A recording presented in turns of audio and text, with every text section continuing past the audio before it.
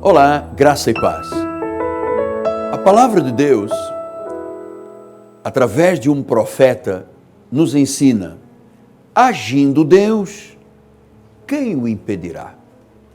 Hoje eu quero dar continuidade a este tema tão necessário de conhecimento, que é sobre a soberania de Deus. Sou o apóstolo Miguel Ângelo, da Igreja Evangélica Cristo Vive.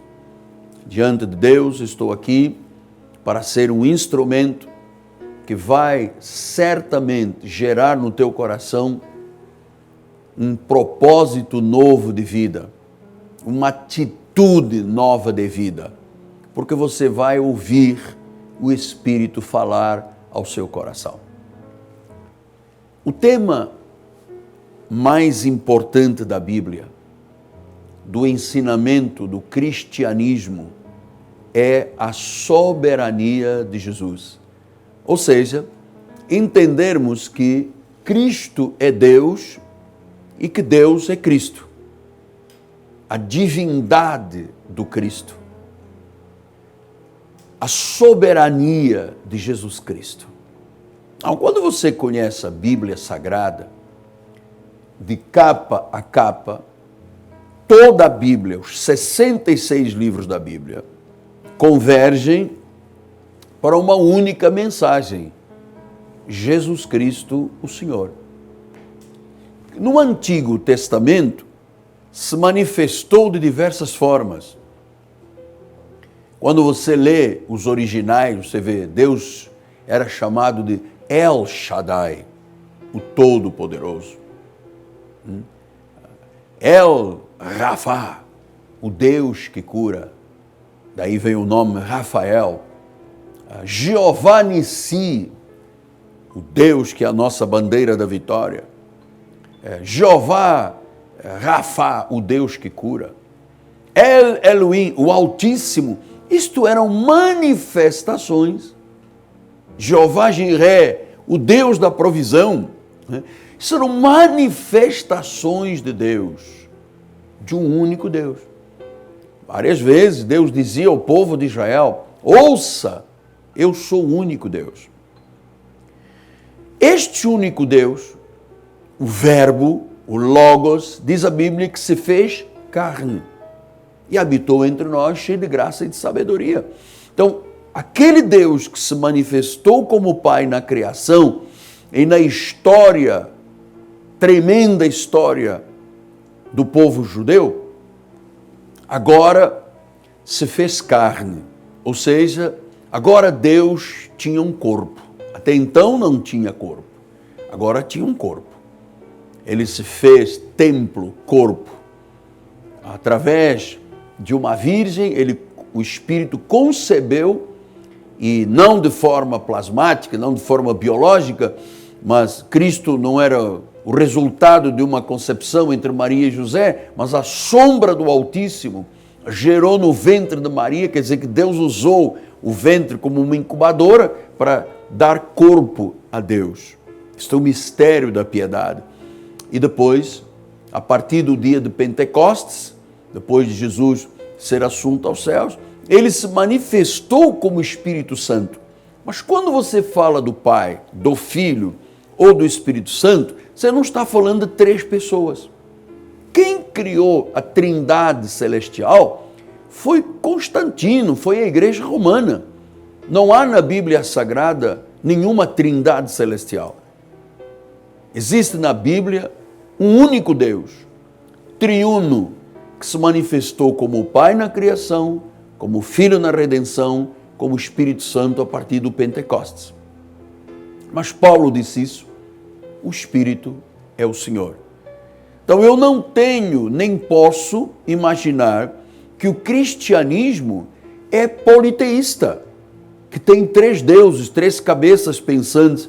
João, quando teve a revelação lá na ilha de Patmos, a revelação do Apocalipse, ele diz no capítulo 4 de Apocalipse, no livro das Revelações: eis que vejo um trono armado nos céus e alguém assentado no trono. Ele não disse: eu vejo três tronos, um Pai, um Filho e um Espírito Santo. Ele disse, eu vejo um trono. Alguém está sentado nesse trono. Então, quando a Bíblia identifica Jesus, ele diz, Paulo a Timóteo, ele é rei de reis, é senhor de senhores. Ele é soberano. Esta palavra soberano ou soberania vem do original grego despotes, que poderíamos traduzir literalmente para a nossa língua dizendo um déspota. Só que é diferente do déspota tradicional, porque é em amor, ou seja, é um poder absoluto, soberano, em amor. É justiça, mas é amor.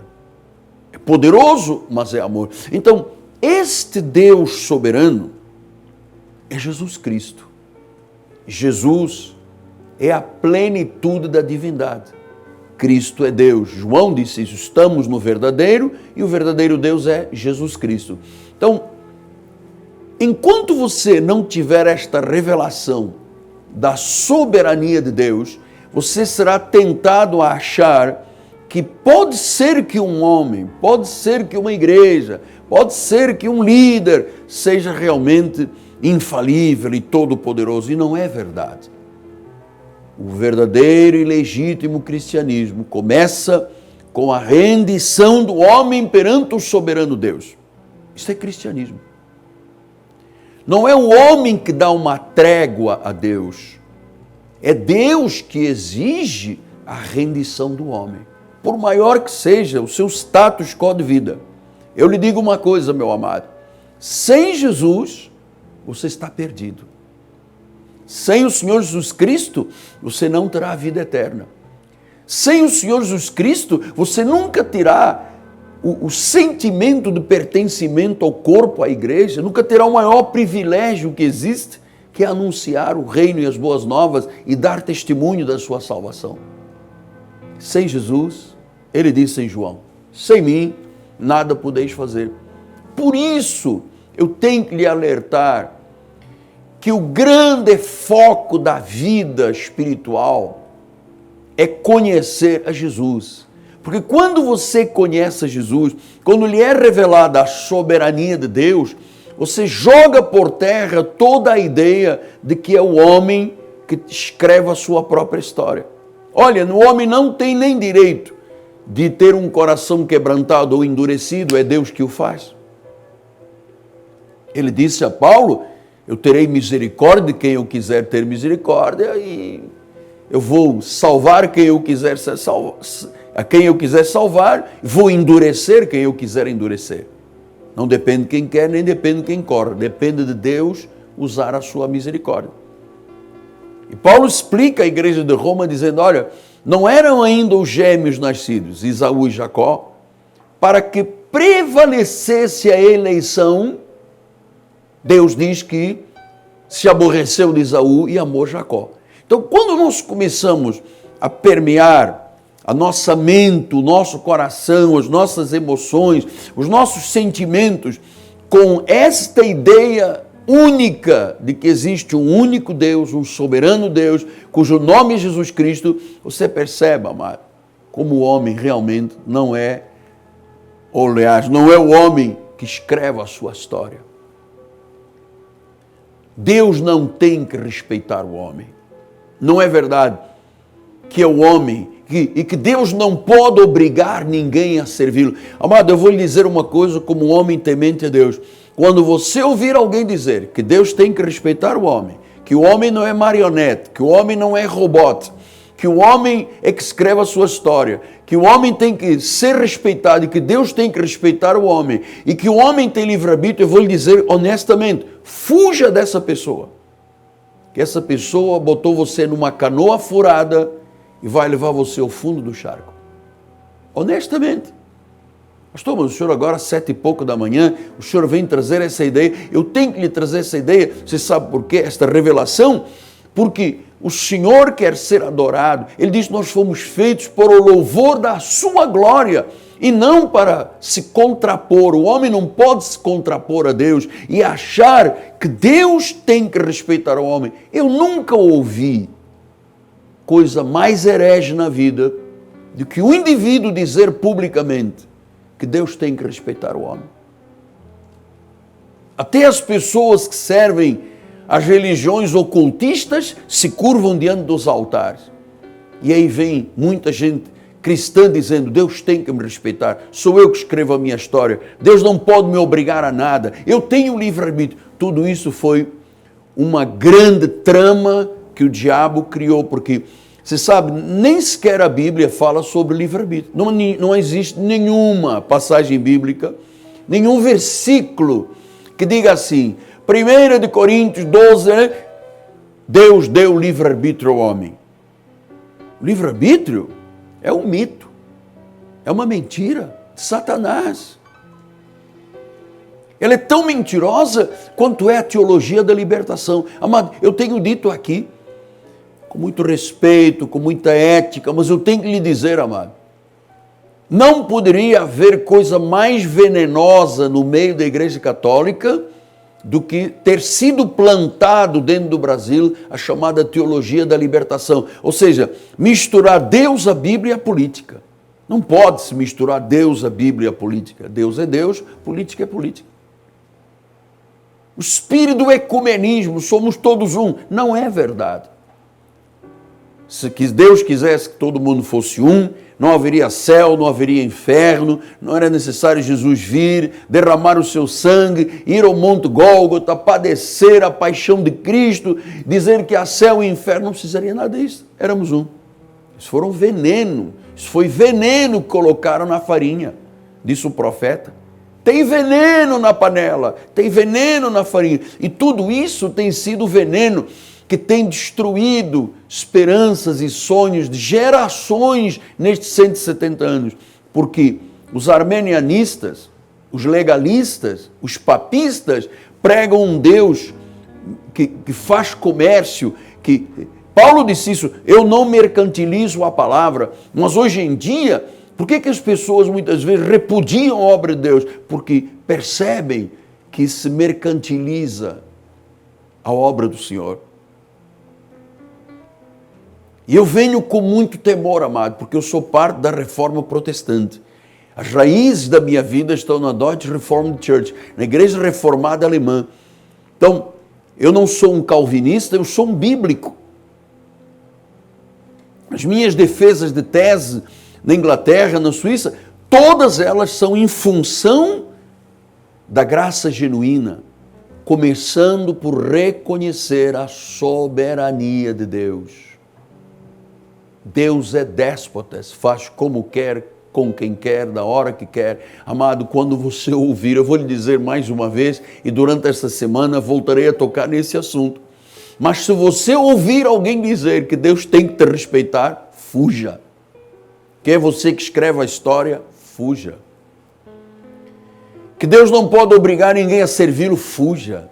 Que o homem tem livre-arbítrio, fuja. Pastor, então onde nasceu essa indignação com as questões mentirosas da filosofia dos homens? Olha, quando eu li Isaías capítulo 14, quando Lúcifer diz, eu subirei, eu sentarei no trono, serei igual ao Altíssimo. Essa paridade entre Deus e o homem nunca existiu. Ou ele é soberano e é o cabeça de governo, e o governo está sobre os seus ombros, ou é o homem que é soberano. E aqui é que pinta um assunto sinistro, é que grande parte das pessoas quer se sentir maior do que Deus. Esta é que é a verdade.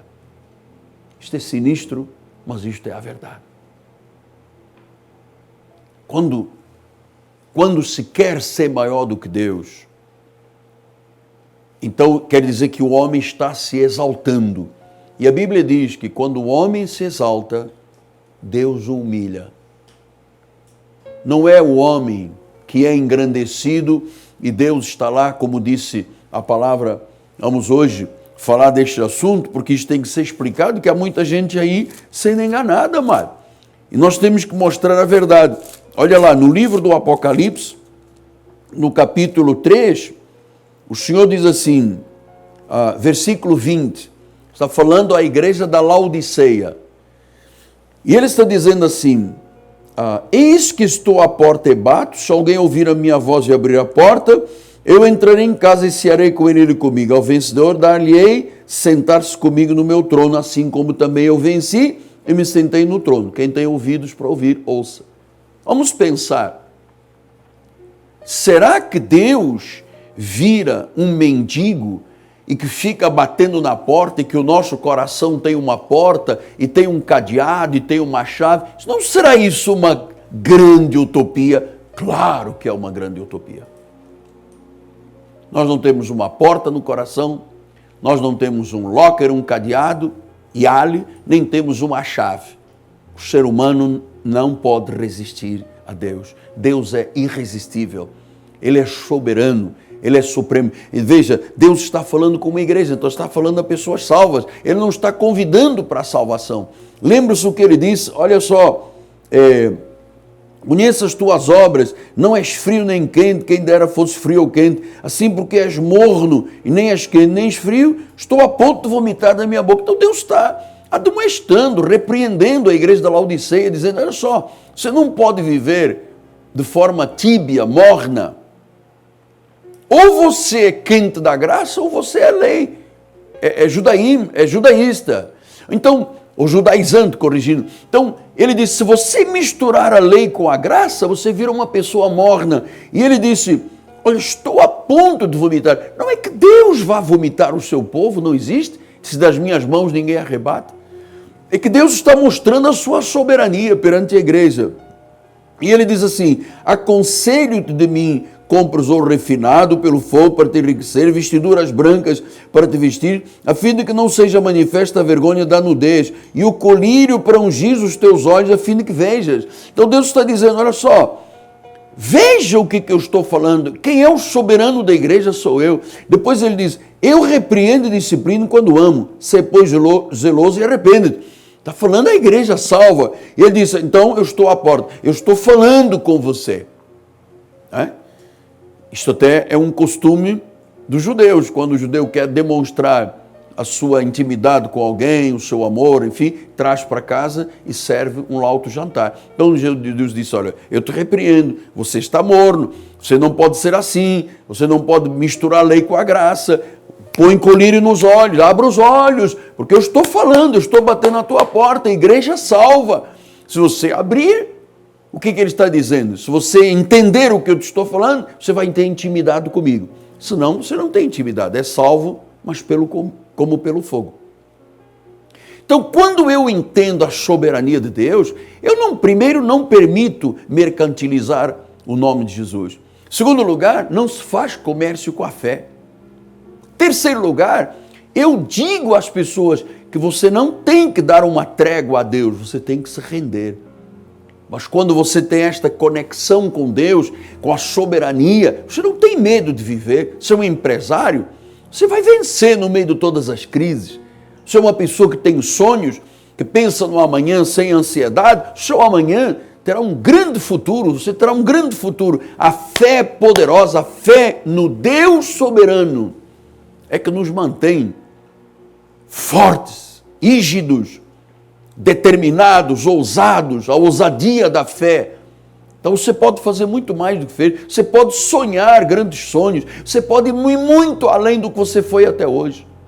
Estou lhe dizendo que esse é o meu testemunho, amado. Eu também cheguei aqui alguns anos atrás, e já lá vão 4 décadas, não tinha nem carteira de trabalho, não tinha um político amigo, não tinha uma pessoa que me apresentasse à sociedade, comia dia sim, dia não.